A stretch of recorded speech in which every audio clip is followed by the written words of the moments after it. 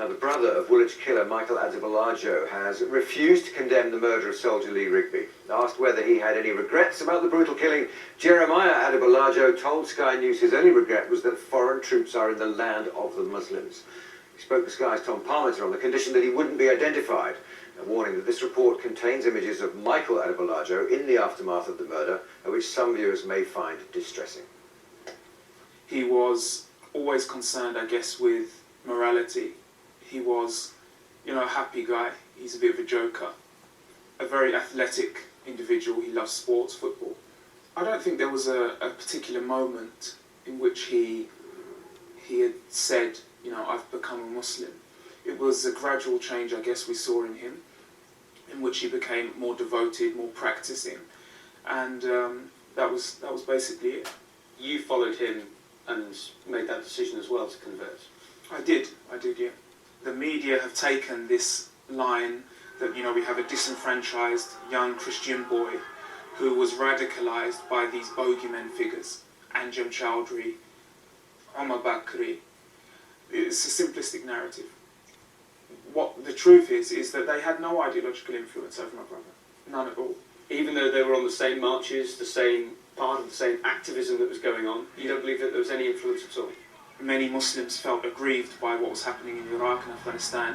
You find redress of that grievance in whatever you can. And part of the redress of the grievance my brother saw was going to demonstrations.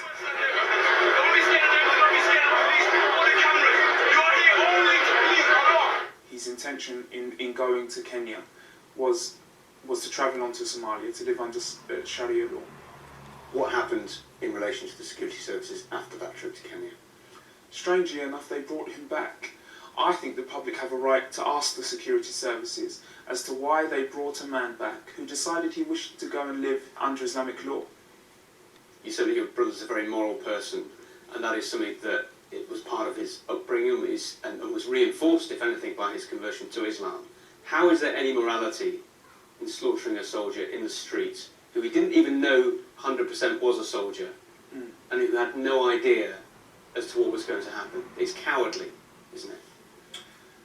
I think the phrase my brother used was a phrase found in both the Quran and the Bible. He used the phrase an eye for an eye and a tooth for a tooth.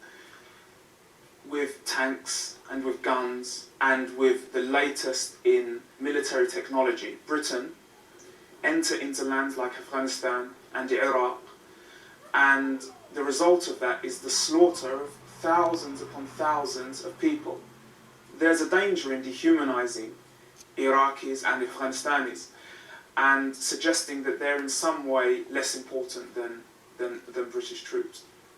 I don't think anyone is, but I've spoken to an awful lot of British Muslims who say they completely reject the act. They understand the context that you put forward, the argument about foreign policy, but they say, if you want to go and kill a British soldier, go and do it in the theatre of war. Don't do it on a street in southeast London using a Vauxhall Tigra as your weapon initially and then trying to hack someone's head off. It's barbaric, and it goes against every moral that people here in the United Kingdom value. You mentioned the theatre of battle. Would you say when the drone strikes in a Pakistani village that that's part of the theatre of battle? And if we're to suggest that, well, no, the theatre of battle widens wherever we find combatants, then one would suggest that if you're to find a combatant on the streets of London, you would naturally fight.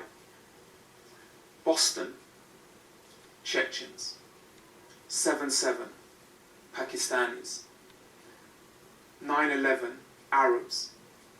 This idea of putting profiles to them is, it's just not working. It's becoming weaker and weaker. The 99% of Muslims you speak about in Britain who condemn the attack also condemn what's happening in Iraq and Afghanistan. Some of them will choose to lobby politicians. Some of them will choose to get into politics themselves. But none of them will go out and try and behead a British soldier.